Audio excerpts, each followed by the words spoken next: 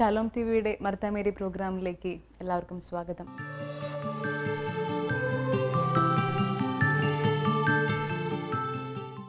Sister അർപ്പിതയാണ് നമ്മൾ കഴിഞ്ഞ എപ്പിസോഡിൽ പരിചയപ്പെട്ടത്. സിസ്റ്ററിൻ്റെ കുടുംബത്തെക്കുറിച്ചും സിസ്റ്ററിൻ്റെ ദൈവ വിളിയെക്കുറിച്ചും സെയിൻറ്റ് ജൂഡ് കൗൺസിലിംഗ് സെൻറ്ററിനെ കുറിച്ചുമെല്ലാം സിസ്റ്റർ നമ്മളുമായി പങ്കുവച്ചു.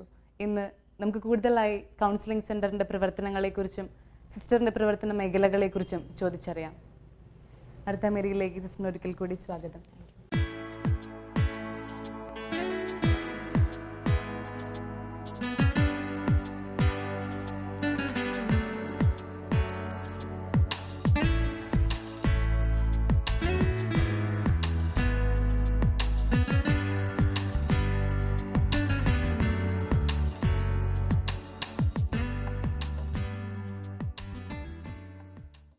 ഇനിയിപ്പോൾ ഈ എപ്പിസോഡിൽ കൗൺസിലിംഗ് സെൻറ്ററിൻ്റെ പ്രവർത്തനങ്ങളെക്കുറിച്ചാണ് നമ്മൾ കൂടുതൽ അറിയാൻ ആഗ്രഹിക്കുന്നത്. അപ്പോൾ ഇന്ന് നമ്മുടെ സമൂഹത്തിലെ കുട്ടികൾ നേരിടുന്ന ഏറ്റവും വലിയ വെല്ലുവിളി എന്നത് ഒത്തിരിയേറെ പ്രശ്നങ്ങളുണ്ട് അവരുടെ മനസ്സിൽ. പക്ഷെ അത് അവർക്ക് തുറന്ന് പറയാനായിട്ട് ആരുമില്ല, അവരെ കേൾക്കാനായിട്ട് ആരുമില്ല. അപ്പോൾ വിദ്യാലയങ്ങൾ വഴിയുള്ള പ്രവർത്തനങ്ങൾ എങ്ങനെയാണ് കുട്ടികളിലേക്ക് ഇറങ്ങിച്ചെല്ലാനായിട്ട് സാധിക്കുന്നത്? ഇന്നത്തെ കുട്ടികളാണ് നാളത്തെ നമ്മുടെ രാഷ്ട്രം. അപ്പോൾ കുട്ടികളിൽ നമ്മൾ നല്ല മൂല്യങ്ങൾ ഒക്കെ വളർത്തി കഴിഞ്ഞാൽ നമ്മുടെ രാഷ്ട്രം നന്നാവും. അതാണ് നമ്മുടെ ഒരു മോട്ടോ, കുട്ടികളിലേക്ക് ഇറങ്ങാനായിട്ട്. പിന്നെ നമ്മൾ ഇന്നലെ പറഞ്ഞതുപോലെ കുട്ടികളിലൂടെ കുടുംബങ്ങളിലേക്ക് നമുക്ക് ഇറങ്ങാനായിട്ട് പറ്റും. അപ്പോൾ ഇന്ന് നമ്മൾ കുട്ടികളിലൂടെ കുറേ പ്രവർത്തനങ്ങൾ ചെയ്യാമെന്ന് നമ്മുടെ സെൻറ്റർ വഴി കുറേ കാര്യങ്ങൾ ചെയ്യുകയാണ്. ഒന്നാമതായിട്ട് അവർക്ക് മൂല്യങ്ങൾ കൊടുക്കുന്ന ക്ലാസ്സുകളാണ് നമ്മൾ കൊടുക്കുന്നത്. അതുവഴി അവർക്ക് അവരുടെ വ്യക്തിത്വ രൂപീകരണത്തിന് സഹായിക്കുന്നു. പിന്നെ അവരെ വ്യക്തിപരമായിട്ട് കാണാണ്. കാരണം എന്താണെന്ന് വെച്ചാൽ ഇന്നത്തെ കാലഘട്ടത്തിൽ പാരൻസിന് അവരെ നേരിട്ടൊന്ന് അവരെ കേൾക്കാൻ, അവരെ ഒന്ന് കാണാൻ, അവരുടെ ഇമോഷൻസ് ഒന്ന് മനസ്സിലാക്കാൻ സമയമില്ല. അപ്പോൾ കുട്ടികളുടെ മനസ്സിൽ ഒത്തിരിയേറെ നൊമ്പരങ്ങളുണ്ട്. ഉദാഹരണമായിട്ട് പറയുകയാണെങ്കിൽ കഴിഞ്ഞ ദിവസം ഒരു കുട്ടി എൻ്റെ അടുത്ത് വന്നിട്ട് പറഞ്ഞു, സിസ്റ്ററെ അമ്മയോട് ഞാൻ ചെന്ന് പറഞ്ഞു, അമ്മേ ഒരു ഓട്ടോച്ചേട്ടനെ എന്നോട് ഭയങ്കര ഇഷ്ടമാണെന്ന് പറഞ്ഞു. അത് അമ്മയോട് ചെന്ന് പറയാനായിട്ട് കുട്ടി 2 ദിവസം അമ്മയുടെ അടുത്തേക്ക് ഓടിച്ചെല്ലാണ്. ഓടിച്ചെന്ന് കഴിഞ്ഞപ്പോൾ അമ്മ എനിക്കൊരു വിശേഷം പറയാനുണ്ടെന്ന് പറയാണ്.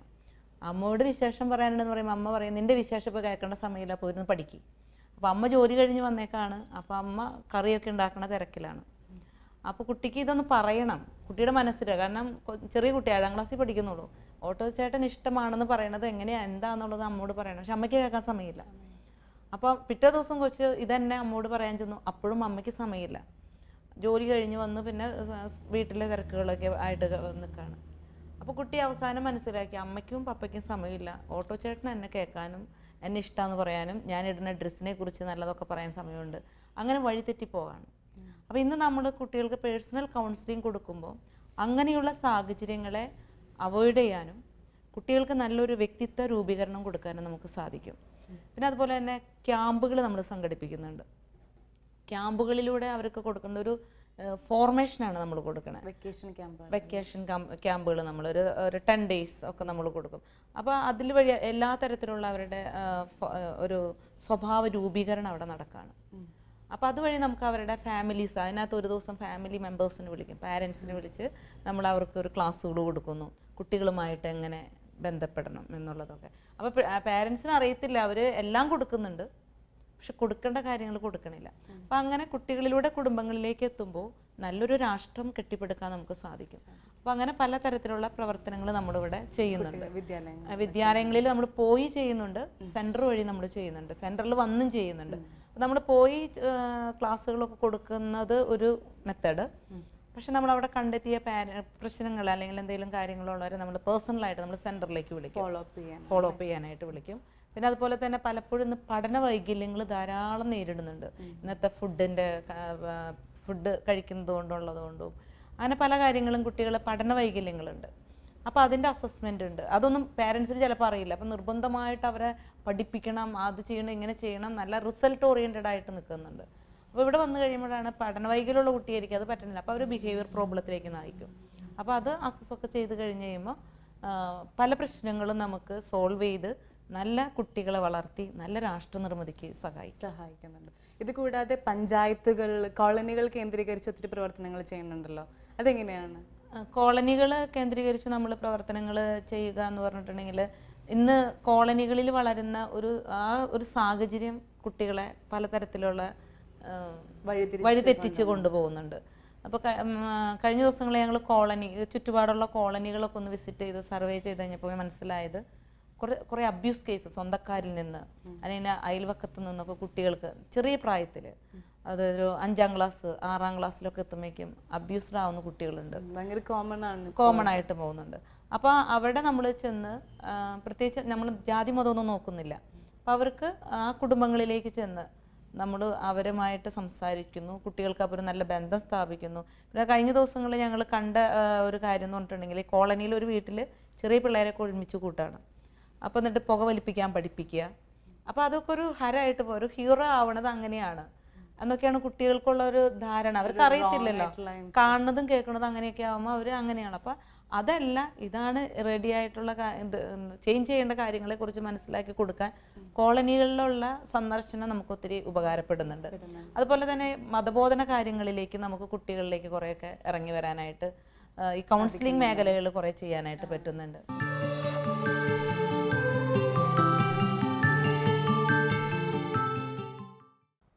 ഏതാണ്ട് 11 വർഷക്കാലമായി ഈ വിദ്യാലയത്തിൽ സിസ്റ്റർ പ്രവർത്തിച്ചു വരുന്നു. 5 വർഷക്കാലമായിട്ട് നിരന്തരമായിട്ടുള്ള ഹെൽപ്പ് സിസ്റ്ററിൻ്റെ ടീം അംഗങ്ങളിലൂടെ ഞങ്ങൾക്ക് ലഭിക്കുന്നുണ്ട്. ഞങ്ങളുടെ റിസൾട്ട് മെച്ചപ്പെടാൻ ഒക്കെ അത് ഒത്തിരിയേറെ സഹായിച്ചിട്ടുണ്ട്. കഴിഞ്ഞ വർഷം ഈ വിദ്യാലയത്തിൽ നടത്തിയതായ കർമ്മോത്സവം എന്ന പരിപാടി, അത് പൂർവ്വ വിദ്യാർത്ഥികളെ പങ്കെടുപ്പിച്ചുകൊണ്ടും മാതാപിതാക്കളെ പങ്കെടുപ്പിച്ചുകൊണ്ടും ഏതാണ്ട് 150ഓളം കുട്ടികളെ പങ്കെടുപ്പിച്ചുകൊണ്ടും നടത്തിയ ആ വലിയ പരിപാടി ഏവരുടെയും ശ്രദ്ധ ആകർഷിക്കുന്ന ഒന്നായിരുന്നു. ഒത്തിരിയേറെ കുട്ടികളെ വ്യക്തിപരമായി അടുത്തറിയാൻ അതിലൂടെ അധ്യാപകരായ ഞങ്ങൾക്ക് കൂടുതൽ സാധിച്ചു എന്നുള്ളത് അതിൻ്റെ വലിയ മികവായിട്ട് ഞങ്ങൾ കാണുകയാണ്. എനിക്ക് തോന്നുന്നു 2 വർഷക്കാലമായിട്ട് ഞങ്ങളുടെ വിദ്യാലയത്തിൽ 100% റിസൾട്ട് കിട്ടിയതിൻ്റെ പിന്നിലെ ഒരു ചെറിയ രഹസ്യം ഇതുകൂടിയാണെന്ന് വിശ്വസിക്കുക. കാരണം കുട്ടികളെ ഞങ്ങൾക്ക് വ്യക്തിപരമായിട്ട് അറിയാൻ സാധിക്കുന്നു എന്നുള്ളതാണ്. സിസ്റ്ററിൻ്റെ ടീം അംഗങ്ങൾ ഇവിടെ വന്നു, വളരെ ഹൃദ്യമായ രീതിയിൽ ആ പരിപാടികൾ അവതരിപ്പിച്ചു. കുട്ടികളും വളരെ ഇൻവോൾവ്ഡ് ആയിരുന്നു. എപ്പോൾ സിസ്റ്ററിനെ ഇവിടെ വിളിച്ചാലും ഞങ്ങൾക്ക് സംലഭ്യമാണ്. കുട്ടികളുടെ പ്രശ്നങ്ങളിലേക്ക് ഇറങ്ങിച്ചെല്ലാൻ സിസ്റ്റർ കാണിക്കുന്ന വലിയ താല്പര്യം, അത് എനിക്ക് തോന്നുന്നു ദൈവം കൊടുത്ത വലിയൊരു അനുഗ്രഹം, കൃപയ, അഭിഷേകമായിട്ട് ഞാൻ കാണുകയാണ്. മറ്റൊരു കാര്യം എടുത്തു പറയാനുള്ളത്, പ്രതിഫലേച്ഛ കൂടാതെയാണ് ഈ പ്രവർത്തനങ്ങളൊക്കെ സിസ്റ്റർ മുന്നോട്ട് നയിക്കുന്നത്. അതിനേക്കാൾ ഒക്കെ ഉപരിയായിട്ട് ഞങ്ങൾ സിസ്റ്ററിൽ പ്രത്യേകമായിട്ട് കാണുന്ന വലിയൊരു ഗുണം, എന്തിൻ്റെ പിന്നിലും ഒരു ആധ്യാത്മികതയുടെ ഒരു പരിവേഷം ഉണ്ട് എന്നുള്ളതാണ്. നെടുമ്പാശ്ശേരി പഞ്ചായത്തിലും പരിസര പ്രദേശങ്ങളിലും സാമൂഹ്യ പ്രതിബദ്ധതയോടുകൂടി കുടുംബങ്ങളുടെയും അതുപോലെ തന്നെ നമ്മുടെ സമൂഹത്തിലെ ജീർണതയ്ക്കെതിരായിട്ടുള്ള നിരവധി പ്രവർത്തനങ്ങളിൽ സിസ്റ്റർ അർപ്പിതയുടെ പ്രവർത്തനം ശ്ലാഘനീയമായിട്ടുള്ളതാണ്. ഇപ്പോൾ ഞാൻ ഈ നെടുമ്പാശ്ശേരി ഗ്രാമപഞ്ചായത്തിൻ്റെ വൈസ് പ്രസിഡന്റ് എന്നുള്ള നിലയിൽ 2005-2010 കാലത്തും ഇപ്പോൾ ഈ ചുരുങ്ങിയ കാലത്തും 2015 മുതലുള്ള കാലയളവിലും പ്രവർത്തിക്കുമ്പോൾ പഞ്ചായത്തിൻ്റേതെന്ന് മാത്രമല്ല, അല്ലാതെ പ്രസിഡൻസ് അസോസിയേഷനുകൾ അവരെല്ലാം നേതൃത്വത്തിൽ നമ്മുടെ നാട്ടും പുറത്തുള്ള പൊതുവായ പ്രശ്നങ്ങളിൽ സിസ്റ്ററുടെ ടീമിൻ്റെയും, സിസ്റ്റർ മാത്രമല്ല സിസ്റ്ററോടൊപ്പം തന്നെ അവരെല്ലാം കൂട്ടിയിണക്കി കൊണ്ടുവരാനുള്ള ഒരു സംഘടനാ പാഠവും സിസ്റ്ററുടെ പ്രവർത്തനങ്ങളിൽ പലപ്പോഴും ദർശിച്ചിട്ടുണ്ട്. ഇതൊരു മാതൃകയാണ്. നമ്മുടെ സന്യാസ ജീവിതത്തിൻ്റെ എല്ലാ അർത്ഥങ്ങളും ഉൾക്കൊണ്ടുകൊണ്ട് സമൂഹത്തിലെ പാവങ്ങളായിട്ടുള്ള ആളുകൾക്ക്, പ്രത്യേകിച്ച് അതിൽ ജാതി മത ഭേദമില്ലാതെ എല്ലാവരുടെയും പ്രശ്നം, ഇന്നിപ്പോൾ കോടിക്കണക്കിന് രൂപ കൊടുത്താൽ പോലും തീരാത്ത ഒട്ടേറെ അതിൻ്റെ മൂല്യം കണക്കാക്കാൻ കഴിയില്ല. നമ്മുടെ നാട്ടിൽ നിന്ന് വികസനത്തെ അളക്കുന്നത് റോഡുകളായിട്ടോ വലിയ വലിയ അമ്പരചുംബികളായിട്ടുള്ള കെട്ടിടങ്ങളായിട്ടാണ്. പക്ഷേ മനുഷ്യൻ്റെ അവൻ്റെ മൂല്യങ്ങൾ, അവനിടയിലുണ്ടാകുന്ന അകൽച്ചകൾ, കുടുംബങ്ങളിലുണ്ടാകുന്ന തകർച്ചകൾ, അതിൻ്റെ മൂല്യം കണക്കാക്കാൻ എത്ര കോടികളെന്ന് കണക്കാക്കാൻ കഴിയില്ല. അവയെ കൂട്ടിയിണക്കുക എന്നുള്ളത് ഈ നാടിൻ്റെ ഒരു പൊതുപ്രശ്നമാണ്. അതിലാണ് സിസ്റ്റർ ഏർപ്പെട്ടിരിക്കുന്നത്. സിസ്റ്ററെ പോലുള്ള അനേകായിരങ്ങളുടെ സേവനം വേണ്ട ഒരു മേഖലയാണ്. അത് തീർച്ചയായിട്ടും തുടർന്ന് നടത്തുന്നതിന് സിസ്റ്റർക്ക് കഴിയട്ടെ. സിസ്റ്റർ ഒരു മതാധ്യാപികയായിരുന്നു അല്ലേ? അതെ. എറണാകുളം അങ്കമാലി അതിരൂപതയിൽ കഴിഞ്ഞ വർഷമാണ് കൗൺസിലിംഗ് ഒരു ഒഫീഷ്യലായിട്ട് ചെയ്യാനും എല്ലാ കുട്ടികളിലേക്കും കടന്നു ചെല്ലാനൊക്കെ തുടങ്ങിയത്. അതിനു മുമ്പേ തന്നെ സിസ്റ്റർ മതാധ്യാപിക ആയിരുന്ന സമയത്ത് ഒത്തിരി കുട്ടികളെ കൗൺസിലിംഗ് വഴി നേരായ മാർഗത്തിലേക്ക് കൊണ്ടുവരാൻ അവിടുത്തെ കുടുംബങ്ങളിലേക്ക് ഇറങ്ങി ചെല്ലാനൊക്കെ സാധിച്ചിട്ടുണ്ട് അല്ലേ? എങ്ങനെയാണ്, എത്ര എഫക്റ്റീവായി ഇനിയും മറ്റു രൂപതകളിലും മറ്റു ഇടവകകളിലും അത് ഇംപ്ലിമെന്റ് ചെയ്യാൻ പറ്റും? എന്താണ് സിസ്റ്റർ അതിനെക്കുറിച്ച് പറയാനുള്ളത്? എനിക്ക് തോന്നുന്നു ഇന്നത്തെ കാലഘട്ടത്തിൽ ആർക്കും ആരെയും കേൾക്കാൻ സമയമില്ല. വലിയൊരു സേവനമാണത്. പിന്നെ നല്ല ക്ഷമ വേണം, മറ്റുള്ള കുട്ടികളെ മനസ്സിലാക്കണം. അത് നല്ലൊരു രീതിയിൽ നമുക്ക് ക്രൈസ്തവ മൂല്യങ്ങൾ വ്യക്തിപരമായിട്ട് പകർന്നു കൊടുക്കാനായിട്ട് സാധിക്കും. പലപ്പോഴും ഇന്ന് കുട്ടികളെ വഴിതെറ്റിക്കുന്ന ഒരു കാര്യം എന്ന് പറയുന്നത്, ഇന്നൊരു ഡിജിറ്റൽ യുഗത്തിലാണ് കുട്ടികൾ കഴിയുന്നത്. അപ്പോൾ ഇന്ന് അവർ ആ ഡിജിറ്റൽ യുഗത്തിൽ ഫേസ്ബുക്ക് അല്ലെങ്കിൽ വാട്സപ്പ്, അതിലൊക്കെ ഒരു ഹീറോ ആവാനാണ് അവർക്ക് താല്പര്യം. അപ്പോൾ ഈ ക്രൈസ്തവ വിശ്വാസം എന്താണ്, അല്ലെങ്കിൽ പ്രാർത്ഥനാ ജീവിതം എന്താണ്, അതൊന്നും പറഞ്ഞു കൊടുക്കാൻ ആരില്ല. അപ്പോൾ അവർക്കൊരു പ്രശ്നം വന്നാൽ, അല്ലെങ്കിൽ ദൈവത്തെ എങ്ങനെ വിളിക്കണം, ദൈവത്തോടു കൂടി എങ്ങനെ ജീവിക്കണം, അതൊന്നും പറഞ്ഞു കൊടുക്കാനൊന്നും ആരുമില്ല. അപ്പോൾ ഈ കൗൺസിലിങ്ങിലൊക്കെ വന്നു കഴിയുമ്പോൾ ഉള്ളിലുള്ള നൊമ്പരങ്ങൾ അവർ പങ്കുവയ്ക്കുകയാണ്. അത് കാറ്റീസം ക്ലാസ്സിലിരിക്കുന്ന കുട്ടികളെ നമുക്ക് കാണുമ്പോൾ അറിയത്തില്ല. നമ്മൾ കാറ്റീസം ബുക്ക് മാത്രം പഠിപ്പിച്ചുകൊണ്ടാവില്ല.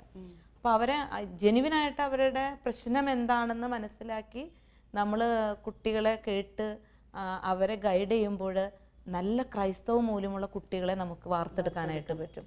ഇത് കാറ്റീസം ക്ലാസ്സുകളിലൂടെ സാധിക്കും. മറ്റ് രൂപതകളിലും ഇടവകളിലൊക്കെ ചെയ്യുന്നത് ഒത്തിരി നല്ലതാണ്. പിന്നെ ഇത് കോൺഫിഡൻഷ്യൽ ആയിരിക്കണം. അപ്പോൾ ഒരു ഇടവകയിൽ ആ ഇടവകയിൽ തന്നെ ആൾ വന്ന്, അല്ലെങ്കിൽ ആ ടീച്ചർ തന്നെ കണ്ട ആൾ വന്ന് കൗൺസിലിംഗ് ഒക്കെ നടത്തും, പിള്ളേർ ഓപ്പൺ ചെയ്തൊന്നും വരില്ല. അപ്പോൾ അവർക്കൊരു കോൺഫിഡൻഷ്യലായിട്ട് പറയാൻ പറ്റിയൊരു ആളാന്ന് തോന്നുമ്പോഴേ അവർ ഓപ്പൺ ചെയ്യുള്ളൂ. അപ്പോൾ അത് വലിയൊരു കൗൺസിലിംഗ് സ്കില്ലും അതിനകത്ത് ഉപയോഗപ്പെടുത്തേണ്ട ആവശ്യമാണ്. അതായത് ഒരു ശാസ്ത്രീയമായിട്ട് തന്നെ കൗൺസിലിംഗ് കൊടുക്കാനായിട്ട് ആവശ്യമായിട്ട് എനിക്ക് തോന്നുന്നു. അപ്പോൾ കുറേ കുട്ടികൾക്ക് അവരുടെ നൊമ്പരങ്ങളൊക്കെ പങ്കുവയ്ക്കാൻ പറ്റും.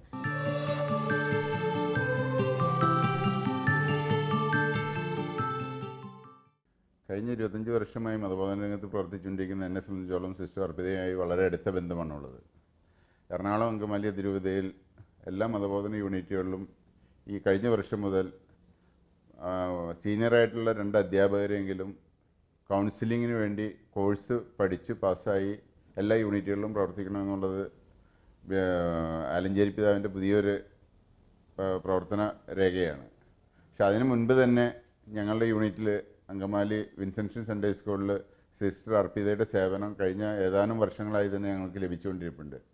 ഇന്ന് മതബോധന പ്രവർത്തനങ്ങളിൽ വരുന്ന കുട്ടികളെ സംബന്ധിച്ച് നേരിടുന്ന ഏറ്റവും വലിയ പ്രശ്നം, അവർ നേരിടുന്ന സ്ട്രെസ്സ്, പഠിക്കാനായിട്ടുള്ള പ്രശ്നങ്ങളോടൊപ്പം തന്നെ മറ്റേ സെക്ഷൽ മേഖലകളിലെല്ലാം അവർ നേരിട്ടുകൊണ്ടിരിക്കുന്ന വിഷയങ്ങൾ, പ്രത്യേകിച്ച് പെൺകുട്ടികളെ സംബന്ധിച്ചോളം ഇത്തരം വിഷയങ്ങളിൽ ഞങ്ങൾക്ക് ഏറ്റവും സഹായകരമായിട്ട് പ്രവർത്തിച്ചുകൊണ്ടിരിക്കുന്ന സിസ്റ്റർ അർപ്പിതയാണ്. കഴിഞ്ഞ വർഷങ്ങളിലെല്ലാം തന്നെ സിസ്റ്റർ അർപ്പിതയെ കൊണ്ട് ഞങ്ങൾ സോൾവ് ചെയ്തെടുത്തിരിക്കുന്ന പ്രശ്നങ്ങൾ കുറച്ചൊന്നുമല്ല. പലപ്പോഴും ആ വിഷയങ്ങളിലേക്ക് കടന്നു വരുമ്പോൾ ഞങ്ങൾക്കൊന്നും ഫേസ് ചെയ്യാൻ പറ്റാത്ത രീതിയിൽ പല കുടുംബങ്ങളിലും കുടുംബ തകർച്ച തന്നെ ഉണ്ടാക്കുന്ന രീതിയിലുള്ള വിഷയങ്ങളാണ് ഉണ്ടായിക്കൊണ്ടിരിക്കുന്നത്. ചില കുട്ടികളുടെ കൗൺസിലിങ്ങിലൂടെ വെളിപ്പെടുത്തി പുറത്തോട്ട് വരുന്ന വിഷയങ്ങൾ പുറത്തോട്ട് വിട്ടാൽ കുടുംബം തകരുമെന്നുള്ള അവസ്ഥയും, അതേസമയം പ്രശ്നത്തിന് പരിഹാരം ഉണ്ടാക്കണമെങ്കിൽ പുറത്ത് വിടാതിരിക്കാൻ പറ്റില്ല എന്നുള്ള അവസ്ഥയും സിസ്റ്ററും ഞങ്ങളും പലപ്പോഴും ഒത്തിരി നീറുന്ന ഒരവസ്ഥയിൽ എത്തിച്ചേർന്നിട്ടുണ്ട്. പല കുടുംബങ്ങളുടെയും കെട്ടുറപ്പ് തകരാതിരിക്കാൻ വേണ്ടി സിസ്റ്റർ അതിൻ്റെ ഉള്ളിൽ നിന്ന് വളരെ നല്ല പക്വതയോടുകൂടി പ്രവർത്തിച്ചുകൊണ്ട് പല കുടുംബങ്ങളും ഇന്ന് വളരെ നേരായ രീതിയിൽ കൊണ്ടുപോകാൻ സാധിച്ചിട്ടുണ്ട്. പല കുട്ടികളുടെയും കൗൺസിലിങ്ങിൽ പുറത്തോട്ട് വരുന്ന വിഷയങ്ങൾ കേൾക്കുമ്പോൾ ഞങ്ങൾ അത്ഭുതപ്പെടുത്താറുണ്ട്. ആ കുടുംബത്തിൽ തന്നെ ബന്ധപ്പെട്ട കുടുംബമായിട്ട് വളരെ ബന്ധങ്ങളുള്ള, ഒരിക്കലും നമുക്ക് ചിന്തിക്കാൻ കഴിയാത്ത രീതിയിലുള്ള വ്യക്തികളിൽ നിന്നാണ് കുട്ടികൾക്ക് തിക്ത അനുഭവങ്ങൾ ഉണ്ടാകുന്നത്. ഈ പ്രശ്നങ്ങൾ പുറത്തോട്ട് പറഞ്ഞാൽ പോലീസ് കേസ് ആവുന്ന അവസ്ഥകൾ വരുമ്പോൾ അതിനെയെല്ലാം സഭാതലത്തിലെല്ലാം ബന്ധപ്പെട്ട് പ്രശ്നങ്ങൾക്ക് പരിഹാരമുണ്ടാക്കി അവരുടെ കുടുംബത്തിലെ പ്രശ്നങ്ങൾ പരിഹരിച്ച് മുന്നോട്ട് പോകാൻ സിസ്റ്റർ അർപ്പിതയ്ക്ക് കഴിഞ്ഞ വർഷങ്ങളിലെല്ലാം വളരെയധികം അവസരങ്ങൾ ഞങ്ങളുടെ ഈ സൺഡേ സ്കൂളിൽ തന്നെ ഒത്തിരി അവസരങ്ങൾ ആ രീതിയിൽ ഉണ്ടായിട്ടുണ്ട്. അതുപോലെ തന്നെ കുടുംബ പ്രശ്നങ്ങൾ, എനിക്കറിയാവുന്ന ഒത്തിരി കുടുംബങ്ങൾ, സ്കാറ്റേഡ് ഫാമിലി കൂട്ടിച്ചേർക്കുവാനായിട്ട്, ഭാര്യയും ഭർത്താവും തമ്മിൽ തല്ലിപ്പിരിഞ്ഞ് നിൽക്കുന്നവരെ കൂട്ടിച്ചേർക്കുവാനായിട്ട് എനിക്ക് തോന്നുന്നു അതിനുവേണ്ടി സിസ്റ്റർ ചിലവഴിച്ചിരിക്കുന്ന സമയങ്ങൾ കൗണ്ട് ചെയ്യാൻ കഴിയില്ല. എന്നുവെച്ചാൽ രാത്രിയും പകലും ഒരേപോലെ നിന്ന് ചില സമയത്തൊക്കെ ചില വീടുകളിൽ നിന്ന് ഫോൺ വരുന്നത് രാത്രി 12 മണിക്കൊക്കെയാണ്. ഭാര്യയെ ഭർത്താവ് തല്ലി ഇറക്കി വീട്ടിൽ നിന്ന് പുറത്താക്കിയേക്കണം എന്ന് പറഞ്ഞു. ആ സമയത്ത് തന്നെ ഞങ്ങളെയൊക്കെ കൂട്ടിന് വിളിച്ചുകൊണ്ട് ഓടിച്ചെന്ന് ആ കുടുംബത്തിൽ ചെന്ന് അവരെ രക്ഷിച്ച് അവരുടെ പ്രശ്നങ്ങൾക്ക് പരിഹാരമുണ്ടാക്കി. അത് എല്ലാ രീതിയിലുള്ള പരിഹാരമാണ്. ചുമ്മാ ഒരു അഡ്വൈസ് കൊടുത്തുകൊണ്ട് മോളെ സഹിച്ചോ, കുഴപ്പമില്ല, ഇനി എങ്ങനെയാണ് സഹിച്ച് കൂടെ ജീവിക്കുക എന്നുള്ള പരിഹാരമല്ല. പോലീസിൽ ബന്ധപ്പെടേണ്ട ആവശ്യം വന്നാൽ പോലീസിൽ ബന്ധപ്പെടും, കേസ് കൊടുക്കേണ്ട അവസ്ഥ വന്നാൽ കേസ് കൊടുക്കും, അഡ്വക്കേറ്റിൻ്റെ സേവനം ആവശ്യം വന്നാൽ അത് കൊടുക്കും, ഡോക്ടറുടെ സേവനം ആവശ്യം വന്നാൽ അത് കൊടുക്കും. അങ്ങനെ എല്ലാ രീതിയിലുള്ള സേവനങ്ങൾ കൊടുത്തുകൊണ്ട് കഴിഞ്ഞ ഏതാനും വർഷങ്ങളായി സെൻറ്റ് ജൂഡ് കൗൺസിലിംഗ് സെൻറ്ററിൻ്റെ അണ്ടറിൽ സിസ്റ്റർ അർപ്പിത വളരെ നല്ലൊരു സേവനമാണ് അങ്കമാലി സൗത്ത് പ്രദേശത്ത് കാഴ്ചവെച്ചുകൊണ്ടിരിക്കുന്നത്. സിസ്റ്ററുടെ സേവനം ഇനിയും കൂടുതൽ മേഖലകളിലേക്ക് ഇത്തരം സിസ്റ്റേഴ്സ് അല്ലെങ്കിൽ ഈ രീതിയിൽ ട്രെയിൻഡായിട്ടുള്ള കൗൺസിലിംഗ് ഫെല്ലോസ് നമ്മുടെ സമൂഹത്തിൽ വളരെ ആവശ്യമാണ്. ഇത് ഏത് മതവിഭാഗത്തിൽ നിന്നാണ്, ഇവിടെ ഇപ്പോൾ ഞങ്ങൾ ക്രിസ്ത്യൻ മതവിഭാഗത്തിൽ മാത്രം കാണുന്നൊരു പ്രതിഭാസമല്ല. ഏത് മതവിഭാഗത്തിൽ നിന്നുള്ള ഇഷ്യൂസ് വന്നാലും സിസ്റ്റർ അത് കൈകാര്യം ചെയ്യുകയും ആ പ്രശ്നങ്ങൾക്ക് പരിഹാരം ഉണ്ടാക്കുകയും, അതിന് ക്രിസ്ത്യൻ എന്നോ ഹിന്ദു എന്നോ മുസ്ലിം എന്നോ ഒന്നുമില്ല, ഏത് ജാതിയിൽ വർഗത്തിൽപ്പെട്ടതായിരുന്നാലും സിസ്റ്റർ അത് നോക്കാതെ തന്നെ അതിന് പരിഹാരം ഉണ്ടാക്കാനായിട്ട് അതിനുവേണ്ടി മുന്നിട്ടിറങ്ങുകയും അതോടൊപ്പം സിസ്റ്ററോടൊപ്പം പ്രവർത്തിക്കാനായിട്ട് ഞങ്ങൾക്ക് എല്ലാവർക്കും അതിയായ താല്പര്യമുണ്ട്. കാരണം ഇത്തരം കാര്യങ്ങൾക്ക് ജനങ്ങൾക്ക് വളരെ ഉപകാരപ്രദമായ ഇത്തരം നല്ലൊരു പ്രവർത്തനമാണ് സിസ്റ്റർ കാഴ്ചവെച്ചുകൊണ്ടിരിക്കുന്നത്. നമ്മൾ സമൂഹത്തിൽ ഇറങ്ങി പ്രവർത്തിക്കുമ്പോൾ ആ സമൂഹത്തിലുള്ളവരുടെ കമ്മ്യൂണിറ്റി ഹെൽപ്പേഴ്സിൻ്റെ സപ്പോർട്ട് നമുക്ക് വളരെയധികം ഇമ്പോർട്ടൻ്റ് ആണ്. അപ്പോൾ പോലീസുമായി സഹകരിച്ചുള്ള പ്രവർത്തനങ്ങൾ എങ്ങനെയാണ് മുന്നോട്ട് പോകുന്നത്? പോലീസുമായി സഹകരിച്ച് നമ്മൾ പല പ്രവർത്തനങ്ങളും ചെയ്യുള്ളൂ. കാരണം ഇതൊരു റിസ്ക്കുള്ള കാര്യങ്ങളാണ്. കാരണം നമുക്കറിയാലോ, ഇപ്പോൾ ഒരു കുട്ടി അബ്യൂസറായിട്ട് വന്നിട്ടുണ്ടെങ്കിൽ നമുക്ക് പെട്ടെന്ന് ഇപ്പോൾ ആക്റ്റുകൾ കുറേ ഉണ്ട്. POCSO act 2012. അപ്പോൾ അതനുസരിച്ച് നമുക്ക് കുട്ടി ഒരു ദുരുപയോഗിക്കപ്പെട്ടു എന്ന് കണ്ടു കഴിഞ്ഞാൽ നമുക്ക് തന്നെ ഒരു കൗൺസിലർ അത് അറിയുകയാണെങ്കിൽ ലീഗലായിട്ട് നമുക്ക് കാര്യങ്ങൾ ചെയ്യേണ്ടതായിട്ട് വരും. അപ്പോൾ നമുക്ക് പോലീസിൽ റിപ്പോർട്ട് ചെയ്യണം. ചൈൽഡ് ലൈൻ വഴി നമ്മൾ അവരെ എത്തിക്കേണ്ടടുത്ത് എത്തിക്കേണ്ടതായിട്ട് വരും. അപ്പോൾ നമ്മൾ ആ കുട്ടിയുടെ ആ നിയമമൊക്കെ അനുസരിച്ച് നമ്മൾ ലീഗൽ കാര്യങ്ങൾ കൂടി നമ്മൾ ചെയ്യേണ്ടതായിട്ട് ആവശ്യം വരും. എങ്ങനെയാണ് ലീഗൽ ഹെൽപ്പ് കിട്ടുന്നത്? ഇപ്പം നമ്മൾ ആ ഇതനുസരിച്ച് പോലീസിനോടുമായി ബന്ധപ്പെട്ട് ഇപ്പോൾ ഇവർക്ക് സൗജന്യ നിയമസഹായം ഇവിടെയുണ്ട്. അതിനോട് ഒരു അഡ്വക്കേറ്റ് ഉണ്ട് കൗൺസിലിംഗ് സെൻറ്ററിൽ തന്നെ. പിന്നെ നമ്മൾ ഇത് പോലീസുമായി സഹകരിച്ച് പ്രവർത്തിക്കുന്ന പറയുന്നത് നമ്മൾ അവർക്ക് അവയർനെസ് ക്ലാസ്സുകൾ കൊടുക്കുന്നുണ്ട്. പിന്നെ പോലീസിന് തന്നെ നമ്മൾ ക്ലാസ്സുകൾ കൊടുക്കേണ്ടതായിട്ട് വരാറുണ്ട്. കാരണം എന്നിട്ട് how to approach the victims. പിന്നെ കൗൺസിലിംഗ് മേഖലയിൽ എങ്ങനെയാണ് കൗൺസിലിംഗ് നടത്തേണ്ടത്. പോലീസ് സ്റ്റേഷനിലൊക്കെ ഇപ്പോൾ കൗൺസിലിംഗ് ഒക്കെ ഉണ്ട്. അപ്പോൾ അതിനെക്കുറിച്ചൊക്കെ നമ്മൾ 3 വർഷമായിട്ട് ഇപ്പോൾ പോലീസുകാർക്ക് ക്ലാസ്സുകൾ കണ്ടക്ട് ചെയ്യുന്നുണ്ട്. അതുവഴി പോലീസാണ് ജനമൈത്രി തലത്തിലേക്ക് ഏറ്റവും അധികം പ്രശ്നങ്ങളുമായിട്ട് വരുന്നത് പോലീസിൻ്റെ തലത്തിലായിരിക്കും. അപ്പോൾ പോലീസുമായിട്ട് ഇങ്ങനെ കാര്യങ്ങളൊക്കെ കൊടുത്തു കഴിയുമ്പോൾ അവർക്ക് നമുക്കും ആയിട്ടൊരു ലിങ്ക് ചെയ്ത് പ്രവർത്തിക്കാനായിട്ട് പറ്റുന്നുണ്ട്. പിന്നെ പോലീസ് സ്റ്റേഷൻ വഴി ചെയ്യുന്ന നമുക്കൊരു സപ്പോർട്ടാണ്. എന്തെങ്കിലും പെട്ടെന്നൊരു പ്രശ്നം ഉണ്ടെങ്കിൽ നമുക്ക് വിളിക്കാൻ പറ്റും, അവർ വേഗം വരും. അപ്പോൾ അവർ അത് ഹാൻഡിൽ ചെയ്തോളും. പിന്നെ അവർ നമ്മൾ ഒരുമിച്ചുള്ളൊരു പ്രവർത്തനമാണ് പോലീസായിട്ട് ചെയ്യുന്നത്.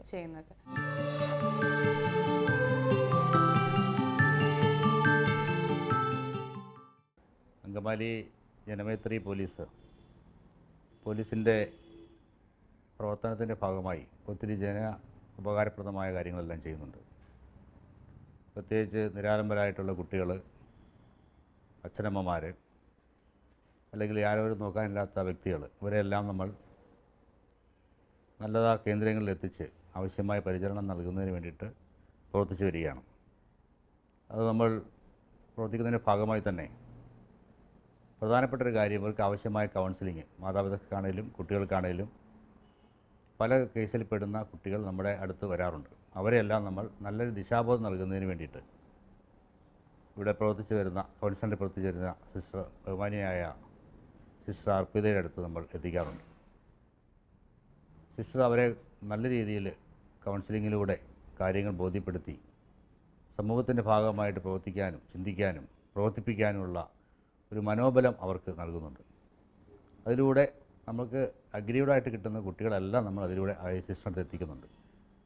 ഈ സിസ്റ്ററിൻ്റെ പ്രവർത്തനത്തിലൂടെ ഈ കുട്ടികൾക്കാണേലും മാതാപിതാക്കൾക്കാണേലും ആവശ്യമായ ഈ സാഹചര്യങ്ങൾ, അവർക്ക് ജീവിക്കാനായ സാഹചര്യങ്ങൾ, അവർക്ക് ഏൽക്കേണ്ടി വരുന്ന പലതരത്തിലുള്ള പീഡനങ്ങളെല്ലാം നമ്മളോട് പറയുന്നതിനേക്കാളും കൂടുതലായിട്ട് സിസ്റ്ററോട് തുറന്ന് പറയുകയും അത് നമ്മൾ ആ ഒരു സ്റ്റേറ്റ്മെൻറ്റിലൂടെ സിസ്റ്റർ നമുക്ക് തരുകയും ചെയ്യുമ്പോൾ ഇവിടെ അതിക്രമിച്ച് വരുന്ന കുട്ടികളോടുള്ള അതിക്രമങ്ങൾക്കെതിരെയുള്ള കൃത്യമായൊരു മറുപടി കൊടുക്കുവാൻ നമുക്ക് പോലീസ് എന്ന രീതിയിൽ കഴിയുന്നുണ്ട്.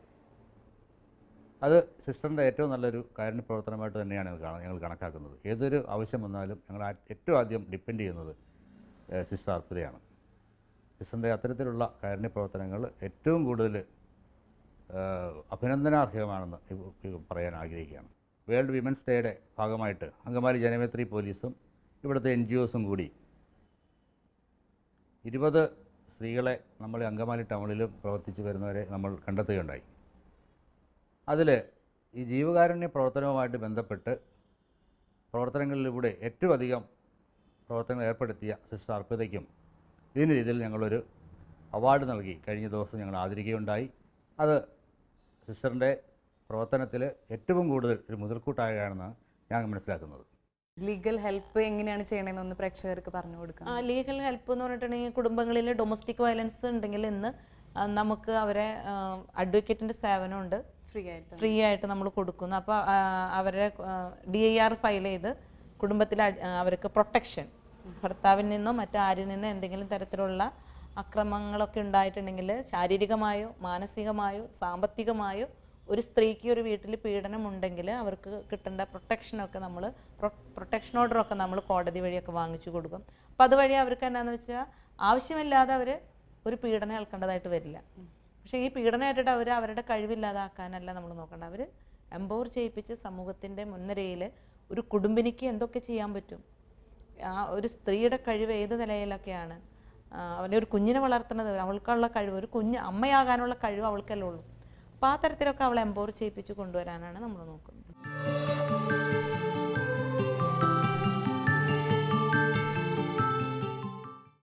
സെൻറ് ജൂഡ് ഫാമിലി കൗൺസിലിംഗ് സെൻറ്ററിൽ സാമൂഹ്യക്ഷേമ വകുപ്പിൻ്റെ കീഴിൽ ഒരു സർവീസ് പ്രൊവൈഡിംഗ് പ്രവർത്തിക്കുന്നുണ്ട്.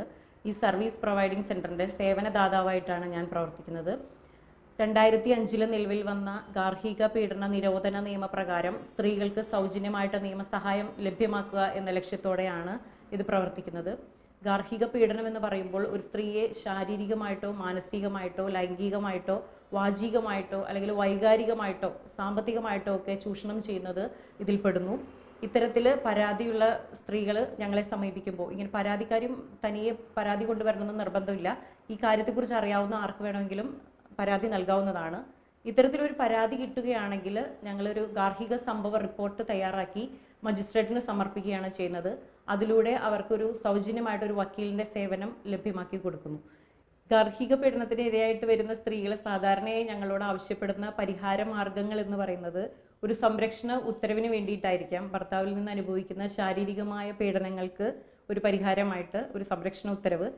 പിന്നീട് ചിലപ്പോൾ സാമ്പത്തിക പരിഹാരങ്ങൾ ചോദിക്കാറുണ്ട്. പരാതിക്കാരിക്ക് വരുമാനം നഷ്ടപ്പെടുകയാണ്, ഈ സംഭവം മൂലം വരുമാനം നഷ്ടപ്പെടുന്നുണ്ടെങ്കിൽ തീർച്ചയായിട്ടും അവർ അതിൻ്റെ ഒരു സാമ്പത്തിക പരിഹാരം ചോദിക്കാറുണ്ട്. പരാതിക്കാരിയുടെ കൈവശമുണ്ടായിരുന്ന വസ്തുവകകൾ അന്യാധീനപ്പെടുത്തുകയാണെങ്കിൽ അതിനും ഒരു സാമ്പത്തിക പരിഹാരം ചോദിക്കുന്നുണ്ട്. പിന്നെ കുട്ടിയുടെ കസ്റ്റഡി, ഭാര്യയും ഭർത്താവും പിണങ്ങി കഴിയുകയാണെങ്കിൽ കുട്ടി ആരുടെ കൂടെ നിൽക്കും എന്നുള്ളത് ഒരു സംശയമാണ്. അപ്പോൾ കുട്ടി ആരുടെ കൂടെ നിൽക്കണം എന്നുള്ളതിന് അമ്മമാരാണ് സാധാരണ പരാതി കൊണ്ടുവരുന്നത്. കുട്ടി ഞങ്ങളുടെ കൂടെ തന്നെ വേണം എന്നുള്ളതുകൊണ്ട് കസ്റ്റഡി ഉത്തരവുകളും ഇത്തരത്തിലൊരു റിലീഫ് ഉണ്ടാകുന്നുണ്ട്. നഷ്ടപരിഹാരം, അതായത് പരാതിക്കാരി അനുഭവിക്കുന്ന മാനസിക വൈകാരിക ബുദ്ധിമുട്ടുകൾക്ക് ഒരു നഷ്ടപരിഹാരം ആവശ്യപ്പെടാറുണ്ട്. ഇത്തരത്തിലുള്ള ചില റിലീഫാണ് ഈ നിയമം കൊണ്ട് ലഭ്യമാകുന്നത്. ഇത്തരത്തിലുള്ള കേസുകൾ എടുക്കുമ്പോൾ സാധാരണയായിട്ട് ഞങ്ങൾക്ക് മനസ്സിലാവുന്നത് കുടുംബങ്ങളിൽ മദ്യപാനം ഒരു പ്രശ്നമായിട്ട് വരുന്നുണ്ട്. പിന്നെ വിവാഹേതര ബന്ധങ്ങൾ, മാധ്യമങ്ങളുടെ സ്വാധീനം, ഇതെല്ലാം കുടുംബത്തിലെ ഗാർഹിക പീഡനങ്ങൾക്ക് ഒരു കാരണമായി തീരുന്നു. പല മേഖലകളിലും ഓൾറെഡി തന്നെ സിസ്റ്റർ ഒത്തിരിയേറെ പ്രവർത്തനങ്ങൾ ചെയ്തിട്ടുണ്ട്. അപ്പോൾ ഇതിന് സമൂഹത്തിൽ നിന്ന് എന്തെല്ലാം അവാർഡുകളും അംഗീകാരങ്ങളുമാണ് സിസ്റ്ററിന് കിട്ടിയിട്ടുള്ളത്? അവാർഡുകൾ അംഗീകാരങ്ങൾ നമുക്ക് ദൈവത്തിൽ നിന്ന് കിട്ടുന്നതാണ് ഞാൻ ഏറ്റവും അധികം കൂടുതൽ പ്രതീക്ഷിക്കുന്നത്. കാരണം മനസ്സിൽ നിന്ന് കിട്ടുന്ന, നമ്മളൊരു നന്മ ചെയ്യുമ്പോൾ നമുക്ക് പേഴ്സണലായിട്ട് നമ്മുടെ ഹൃദയത്തിൽ അന്ന് രാത്രി നമ്മൾ കിടക്കുമ്പോഴേക്കും ദൈവമേ ഇത്രയും നന്മ നീ എന്നിലൂടെ ചെയ്തല്ലോ, ആ കിട്ടുന്ന മനസ്സിൽ കിട്ടുന്ന ഒരു സന്തോഷമുണ്ട്. അത് ദൈവം തരുന്ന അതാണ് ഏറ്റവും വലിയ അവാർഡ്. അല്ലാതെ നമുക്കിപ്പോൾ കിട്ടുന്നുണ്ട്. കഴിഞ്ഞ വർഷങ്ങളിൽ 2015 കുട്ടികളുടെ ഇടയിൽ പ്രവർത്തിച്ചതിന് എനിക്ക് CMI സഭ ഏർപ്പെടുത്തിയ സേവാ സ്റ്റാർ അവാർഡ് കിട്ടിയായിരുന്നു. പിന്നെ കഴിഞ്ഞ വർഷം ഈ 2016 ബെസ്റ്റ് സോഷ്യൽ വർക്കറിനുള്ള ഒരു അവാർഡ് ജനമൈത്രി പോലീസും പിന്നെ അതുപോലെ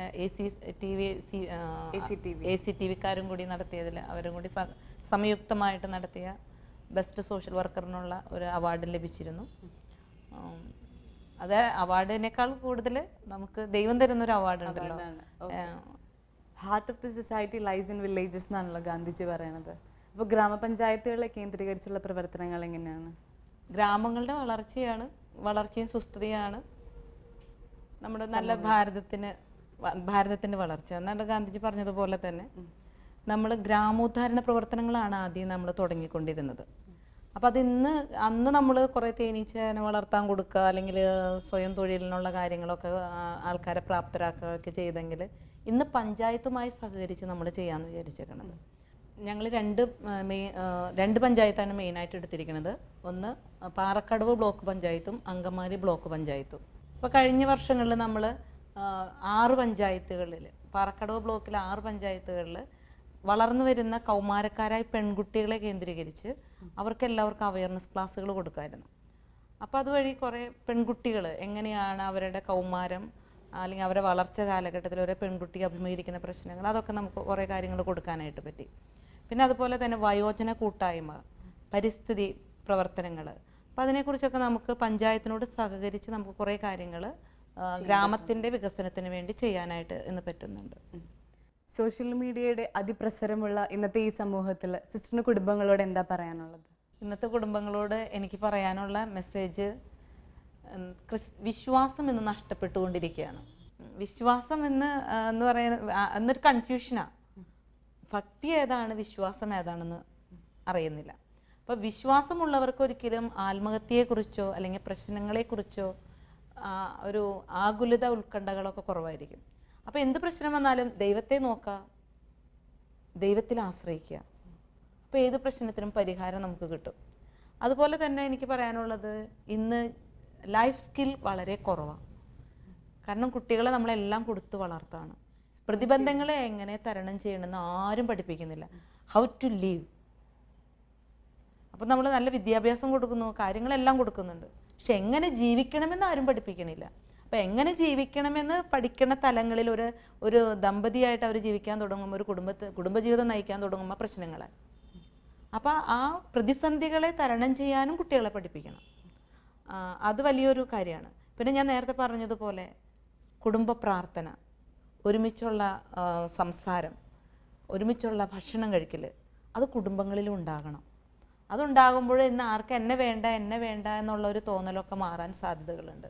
ചെറിയ ചെറിയ കാര്യങ്ങളാണെങ്കിലും അതിലൂടെ വലിയ കാര്യങ്ങൾ കുടുംബത്തിലെ സ്നേഹം വളർത്താനായിട്ട് സാധിക്കും. പിന്നെ എനിക്ക് പറയാനുള്ളത്, കുട്ടികളെ ദൈവം നമുക്ക് നൽകിയിരിക്കുന്ന ഒരു സമ്മാനമാണ്, ദാനമാണ്, അതൊരു അമൂല്യമാണ്. അപ്പോൾ ഈ കുട്ടികളെ വളർത്തുന്നത് ദൈവം നമുക്ക് നൽകിയൊരു സമ്മാനമായിട്ട് അതിനൊരു ഗിഫ്റ്റായി സ്വീകരിക്കുക എന്ന് പറയുമ്പോൾ നമുക്ക് അതിനകത്ത് വലിയ കാര്യങ്ങളുണ്ട്. അവരെ വളർത്തുക എന്നുള്ള ഉത്തരവാദിത്തം അതിന്ന് നല്ല രീതിയിൽ നടക്കുകയാണെങ്കിൽ പല പ്രശ്നങ്ങളും നമുക്ക് സോൾവ് ചെയ്യാനായിട്ട് പറ്റും. അപ്പം അങ്ങനെയൊക്കെയുള്ള കാര്യങ്ങളാണ് കുടുംബങ്ങൾ കുറച്ച് ശ്രദ്ധിക്കേണ്ടത് എന്ന് എനിക്ക് തോന്നുന്നു. അല്ലാതെ കുടുംബങ്ങൾ മൊത്തത്തിൽ നമ്മൾ നോക്കുമ്പോൾ നല്ല കുടുംബങ്ങളാണ്, നല്ല കഴിവുള്ളവർ, നല്ല സാധ്യതകളുള്ളവർ. അപ്പോൾ ആ സാധ്യതകളൊന്ന് മോട്ടിവേറ്റ് ചെയ്ത് കൊടുത്തു കഴിഞ്ഞാൽ അവർ ഉയരങ്ങളിലേക്ക് എത്തും.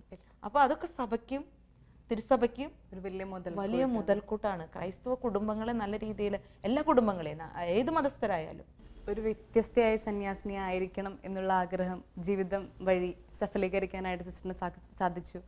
കരുണയുടെ ജീവിത സാക്ഷ്യം ഒത്തിരിയേറെ കുടുംബങ്ങളിലേക്കും വ്യക്തികളിലേക്കും ഇറങ്ങിച്ചെല്ലുവാനായിട്ട് സിസ്റ്ററിന് സാധിച്ചിട്ടുണ്ട്. അപ്പോൾ ഇത്രയും നേരം നമ്മളുമായിട്ട് സമയം ചെലവഴിച്ച് നമ്മളുമായി സിസ്റ്ററിൻ്റെ ജീവിതാനുഭവങ്ങൾ പങ്കുവച്ചതിന് സിസ്റ്ററിന് പ്രത്യേകം നന്ദി പറയുന്നു. ഇനിയും സമൂഹത്തിൽ ഒത്തിരിയേറെ പ്രവർത്തനങ്ങൾ ചെയ്യാനായിട്ട് സിസ്റ്ററിന് സാധിക്കട്ടെ എന്ന് ആശംസിക്കുന്നു. എല്ലാവിധ പ്രാർത്ഥനകളും സിസ്റ്ററിന് നേരുന്നു. സിസ്റ്ററിൻ്റെ ദൈവവിളിയും ജീവിതാനുഭവങ്ങളും നമുക്കെന്നും ഒരു പ്രചോദനമാകട്ടെ. ഇനിയും വരുന്ന എപ്പിസോഡിൽ മറ്റൊരു സന്യാസിനിയുടെ ജീവിത സാക്ഷ്യങ്ങൾ ശ്രവിക്കുവാനായി നമുക്ക് പ്രാർത്ഥനയോടെ കാത്തിരിക്കാം.